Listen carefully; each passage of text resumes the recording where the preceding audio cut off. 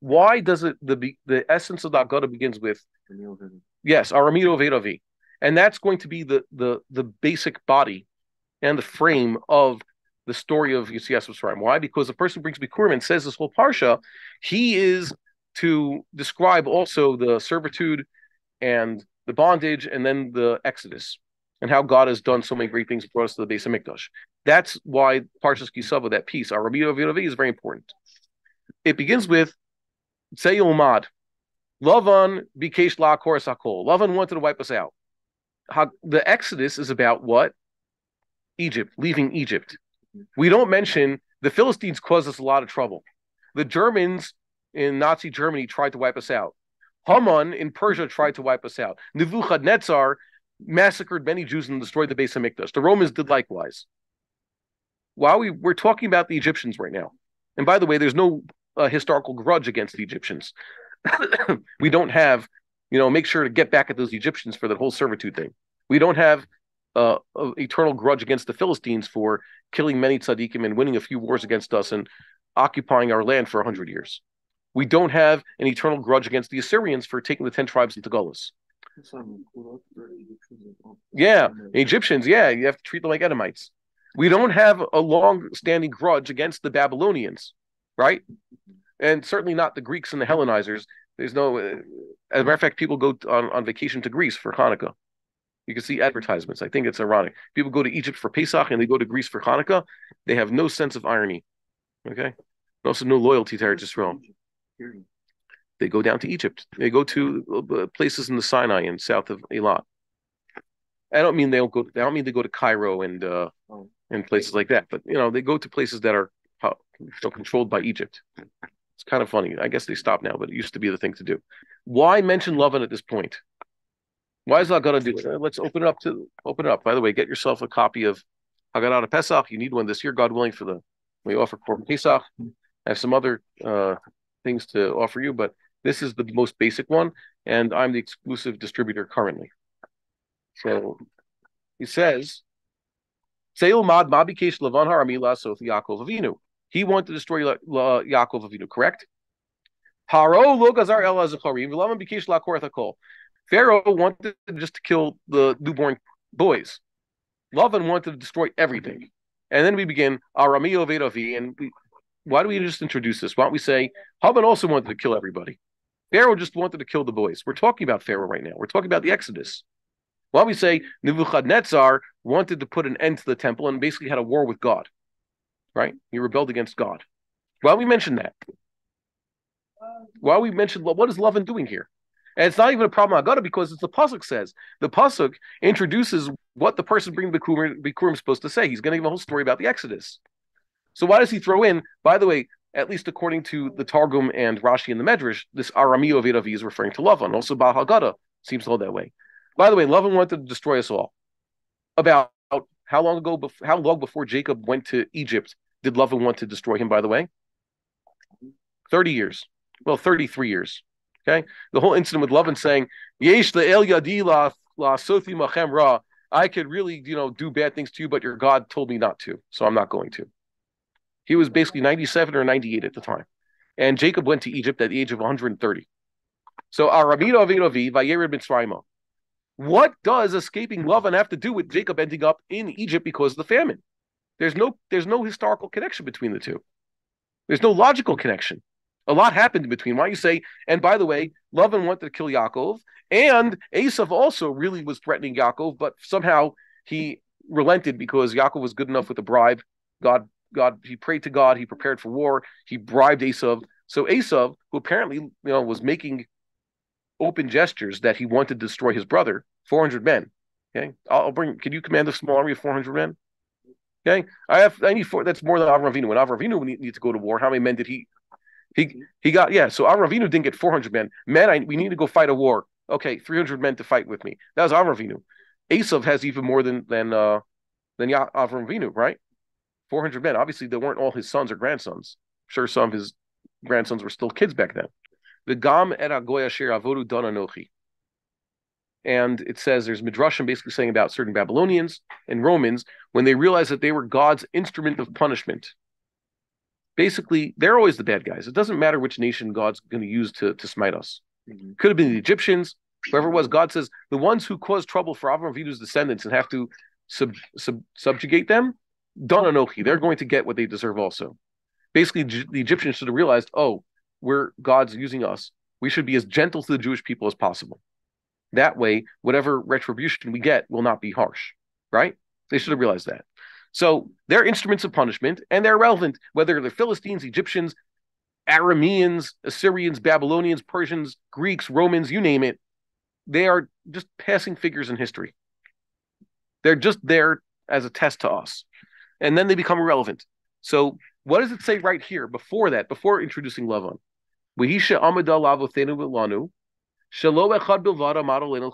Not just one of them got up to destroy us. There's always someone who's trying to get up to destroy us.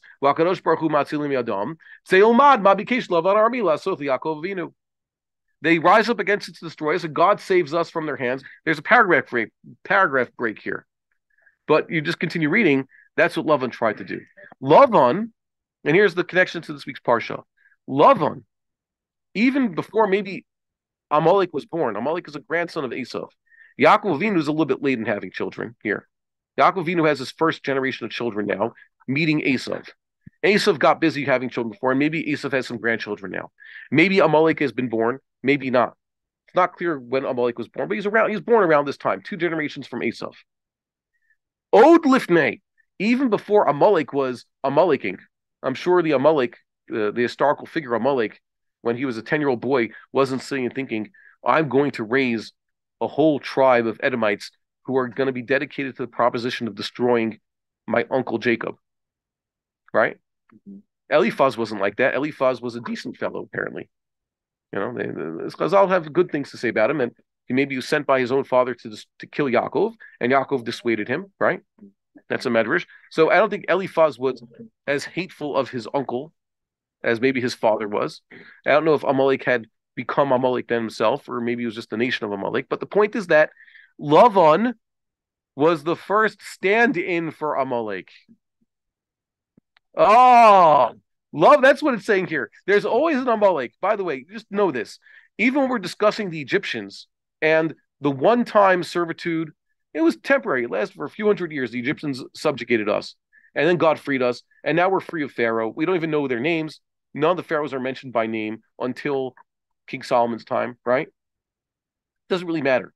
But the one, and we don't really hold a grudge against the Egyptians. We're supposed to, we're not supposed to hold a grudge against them. We were strangers to their land. We took advantage of them. They welcomed us originally, right? So we don't really care about Egyptians. They're irrelevant. But you should just know Jewish history is full of Philistines and Egyptians who are one-timers, even if it lasts for a few centuries. And then you have the Amaleks. And even before Amalek, the people were there to attack us on our way out from Egypt, there was a stand-in for Amalek. There's always going to be a stand-in for Amalek. And Lavan was the first stand-in for Amalek. The first person who said, yeah, I'm going to destroy the Jews, just la kor sakol. Okay? So that's why you have that Lavan, the parsha begins with Yaakov telling Esav, okay, I survived Amalek and Lavan. Esav, I don't try it. I got through a major test. We've had every now and then. I would think that, let's say, the war, after the Holocaust was an encounter with Amalek. The wars that the Jewish people fought here in the land of Israel for independence, the 6-Day War, the Yom Kippur War, of course, the Sinai Campaign, and the War of Independence, those were not wars with Amalek. Those are territorial wars. You can understand the other side, right? Well, what do you mean?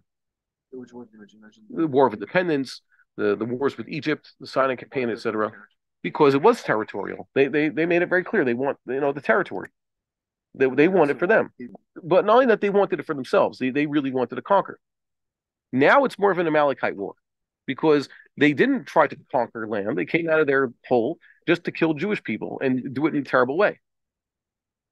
You understand? There's now been an Amalekite conversion of the enemy.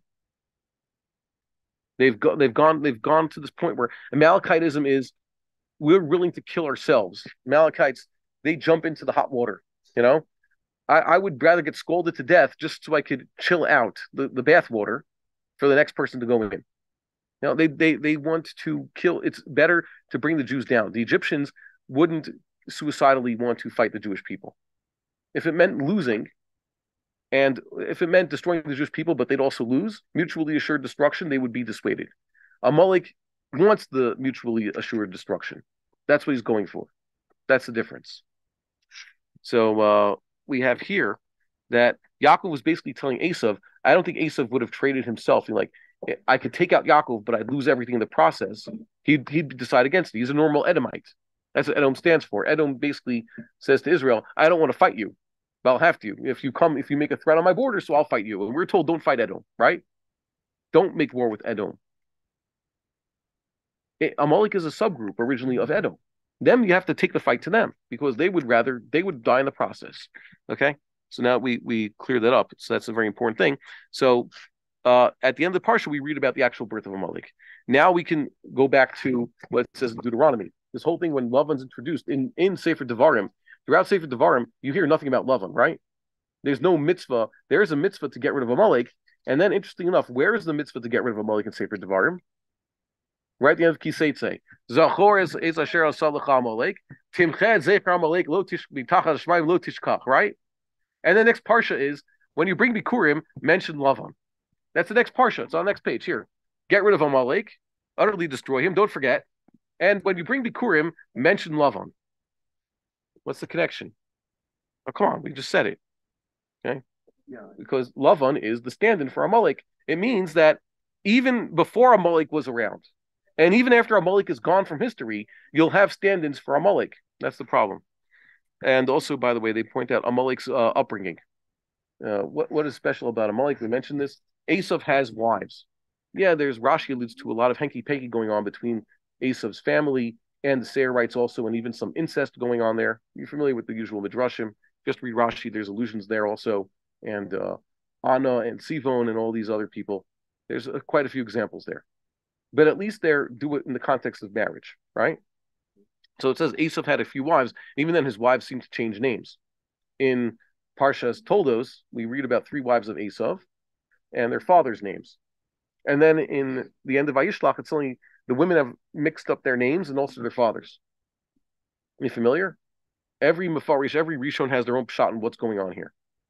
Okay? I'll read it to you just to know what's going on. You can see that there's a lot of problems. There's no consensus about what's going on. What's the deal with Esav's family? But at least these are Esav's wives. It says Esav married Yehudith Bath Be'eri Achiti, Yehudith Bath Be'eri Achiti, Basamath Bath Elon Achiti, and those ones caused a lot of problems for his parents.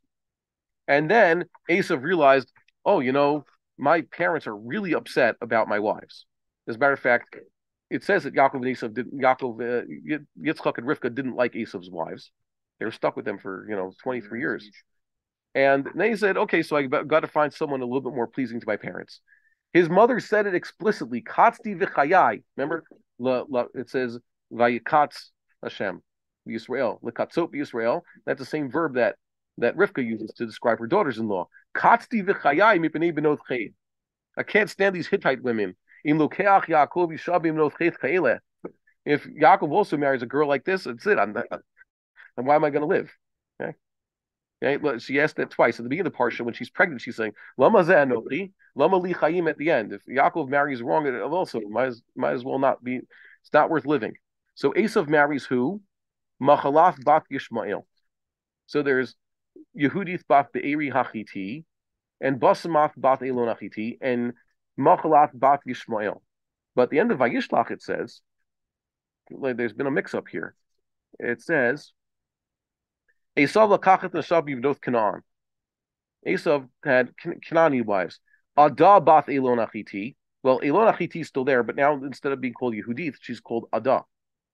And then with Olivama bat Ana bat Sivon Achivi, a new woman, Olivama, daughter of Ana, daughter of Tzivon. What do you mean, daughter of Ana, daughter of Tzivon?